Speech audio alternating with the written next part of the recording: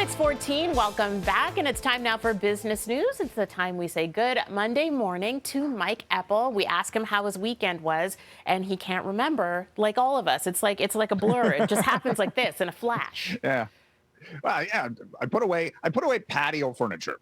Okay, exciting. That and actually, you know what? I sometimes get melancholy about that because you're switching into winter and getting prepared for that. I feel okay with it. Yeah, you're okay with it. All right, you're ready. Yeah, Okay. primarily because I found the spaces where I wanted to put the patio furniture, so it's not too cluttered, so it's good. There you go. All right. See, adult things we prioritize as we victories. adult. Yeah. Small victories. Yeah, it's adulting. Yes, for sure. Okay, so going on to business news now. Loblaws actually, we've been talking about grocery prices just skyrocketing. Loblaws taking some action when it comes to their no-name products. Yeah, an interesting announcement by the retailer this morning, Tammy. They're basically freezing prices for the next 3 months, so until January 31st on no-name brand products. That's about 1,500 items at the Loblaw grocery stores. The company chairman and president, Galen G. Weston, saying that, look, they're trying to do what they can to keep prices in line. They've gone up. Let's face it, on average, grocery prices have gone up 10% this year, and then various other individual items are up even more than that. So inflation has certainly been a thing for consumers and the retailers. Weston says, look, a lot of this is at the wholesale level, at the producer's side, and they pass it along to the retailers, which have to mark up prices to match. But at the same time, they're trying to do what they can.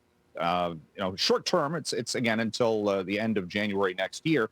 There's some PR involved with this as well. The grocery chains have been criticized for profitability as much as it has been in a high inflation environment.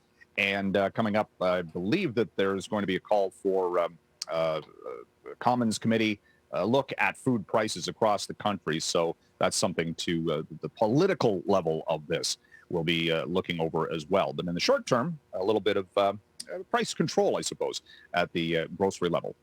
And, continuing on inflation and interest rates going up, I know that this has happened to my family now, where you've gotten that email from the bank saying, hey, interest rates are up, which means mortgages are going up too. So those trigger rates are starting to trigger.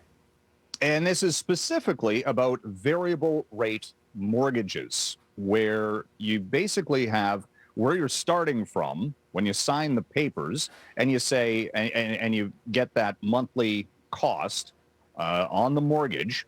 That doesn't change even as interest rates have gone up until the amount that you're paying on the principal versus interest tips over to being all interest.